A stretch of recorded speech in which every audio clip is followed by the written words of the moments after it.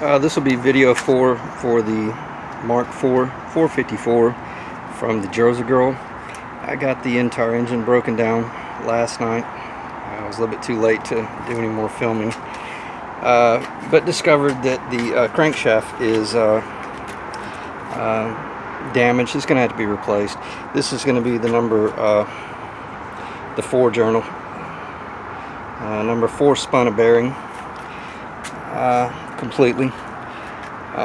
Catching my fingernail on the 6 and the 8, and 2 is not too bad, but you can see some lines in it, and I'm not sure how well the camera's picking up because it's really sunny here, and then I'm in the shade because of a boat. I haven't pulled the crank yet, but the in other words, to inspect the main bearings, but the crankshaft is turning extremely well. So for the most part, whether it was overheated or whether it was an oil issue or whatever caused this, it was consistent across the board. When I open it up, the first thing I do is double check that the connecting rods, all the bolts, all the nuts are tight. And the first thing I do is set it to 50 foot-pounds and make sure that every one of them clicks. Every one of them did click, so there was not an issue there. I got a jet coming, so hold 1 second, please.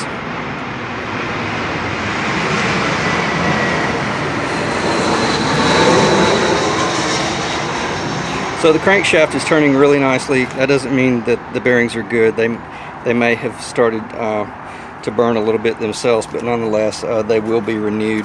Obviously, the crankshaft is going to have to be renewed. To the con rods, I talked to a pro mechanic here this morning, and when you're analyzing a situation like this, you're always thinking of what was that possibly that I did that was wrong, and if it, let's say I had to pull this engine apart and I found like the number 4. I think this is this is number 4 right here.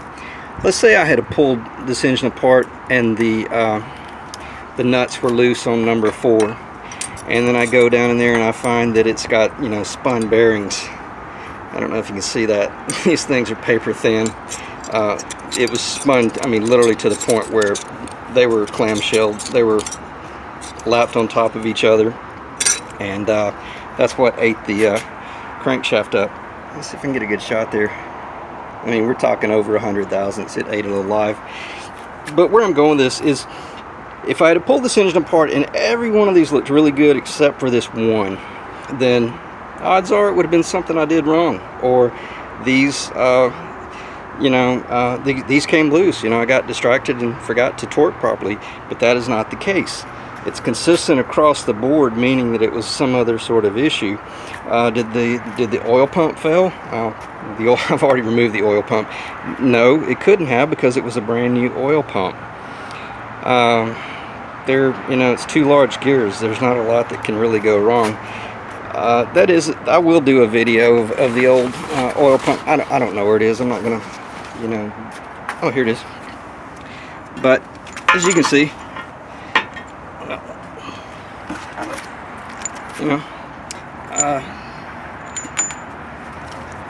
trying to get a view here. Again, the camera works hell, but brand new oil pump, so no reason that it should have failed.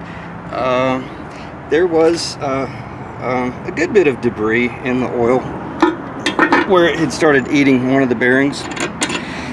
Back to the con rods.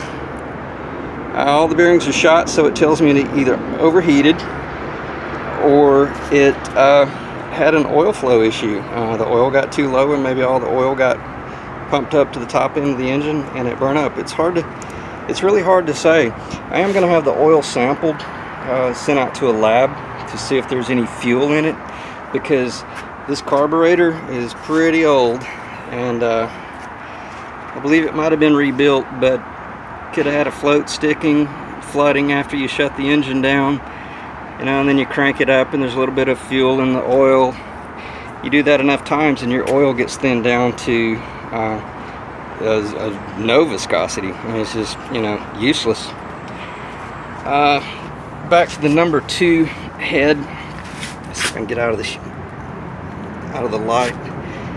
There was some water infiltration already coming into this exhaust valve. Again, this is the number 2. Number 2. These shadows. Let me back it up a little bit. I think this is very important that this is on film.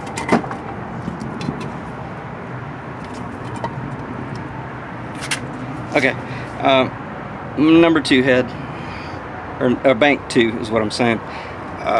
Cylinder, exhaust port 2, 4, 6, 8. Remember how I said 8 looked really good? The others were pretty nasty. So obviously once you turn this baby around, you can see water was coming in. That's number 8. All right, let's go over to the engine. All right, bank 1, 1357. Bank 2, 2, 4, 6, 8. I don't know if this is going to show up on film. I can see it here.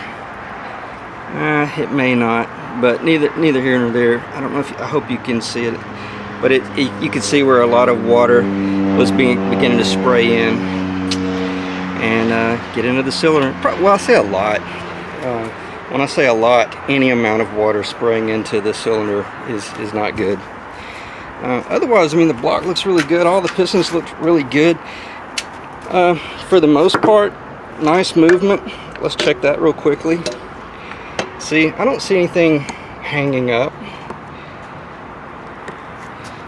So on that note, if it overheated, it sure was minimal.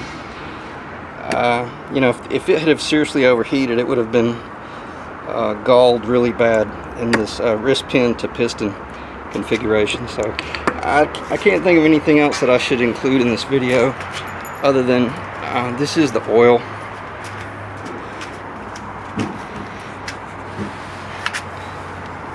You know, zero contamination from a standpoint of coolant, you know, or any sort of water getting into the oil.